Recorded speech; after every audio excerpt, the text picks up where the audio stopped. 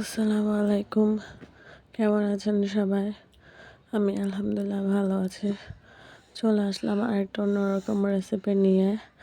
আজকে আমি করব কাঁচকলার ভর্তা আর হচ্ছে চপ। আর কাঁচকলার ভর্তা করার জন্য আমি এখানে কাঁচা কলা সাথে আলু কেটে নিয়েছি। এগুলো এবার আমি ভালো করে ধুয়ে সিদ্ধ করে নিয়েছি। দেখুন আমার কাঁচকলা আর আলু সিদ্ধ হয়ে গেছে। দেখুন কালারটা একদম নরম হয়ে গিয়েছে। আর কলা আর আলু একসাথে সিদ্ধ করার কারণে আলুর কালারটা অনেকটা কলার মতো হয়ে গিয়েছে। আপনারা চাইলে আলাদাভাবে সিদ্ধ করতে পারেন। আমি একসাথে সিদ্ধ করে ফেলেছি। তো এগুলো সবগুলো চাপ আমি ছিলে নিয়েছি, দেখতে পারেন। এবার আমি ভর্তাটা করে নেব। ধনেপাতা, পেঁয়াজ কুচি, কাঁচামরিচটাও সিদ্ধ। তো এগুলো ভালো করে কচলিয়ে আমি কাঁচা কলা আর আলু একসাথে মিশিয়ে ভর্তা করে নিব চেপে চেপে। তো ভর্তা করা যখন আমার হয়ে যাবে, তারপর দেখেন আমি কচলিয়ে ভর্তাটা করে নিচ্ছি। আর ভর্তাটা করা হয়ে গেলে এখানে আমি অল্প পরিমাণ সরিষার তেল দিব। আর না দিলেও চলবে, যেহেতু এটা আমি চপ বানাবো। যেটা চপ বানাবো ওটাতে সরিষার তেল দিব না, কিন্তু যেটা আমরা ভর্তা খাবো এটাতে সরিষার তেল দিয়ে খাবো।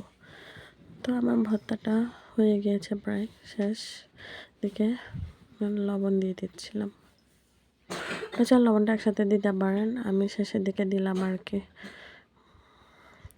এখানে আমি একদম অল্প করে সরিষার তেল দেবো, যেহেতু আমি তেলের মধ্যে চপ করে নিব।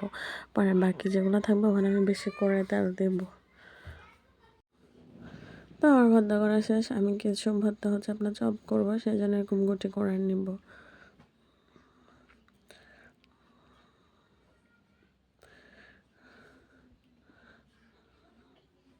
বেশ কিছু আমি এরকম গুটি করে নিলাম। এবার আমি একটা প্যানে তেল দিয়ে দিব। তেলটা যখন গরম হয়ে যাবে তার মধ্যে চপগুলো দিয়ে দিব। আমার ভিডিওগুলো যদি ভালো লাগে অবশ্যই লাইক কমেন্ট করে আমার পাশে থাকবেন। ভালো না লাগলেও দেখবেন, দেখতে দেখতে অবশ্যই ভালো লেগে যাবে। ভালোবাসা দিয়ে পাশে রাখবেন আপনারা সবাই আমাকে। তো আমি এগুলো চপ বানিয়ে নিচ্ছি উল্টে পাল্টে। দেখুন এগুলো হবে চপ। আর আমি অল্প কিছু রেখে দিয়েছি, ওটা আমি সরিষার তেল বেশি করে দিয়ে এমনি খাবো। যেহেতু আমার সর্দি লাগছে, আমার কণ্ঠটাও হয়তো অন্যরকম শোনাচ্ছে, তো ওগুলো আমি এমনিই খাবো। এগুলো চপ করে নিলাম। তো আমার ভিডিওটা কেমন হয়েছে অবশ্যই একটা কমেন্ট করে যাবেন, লাইক দিয়ে যাবেন।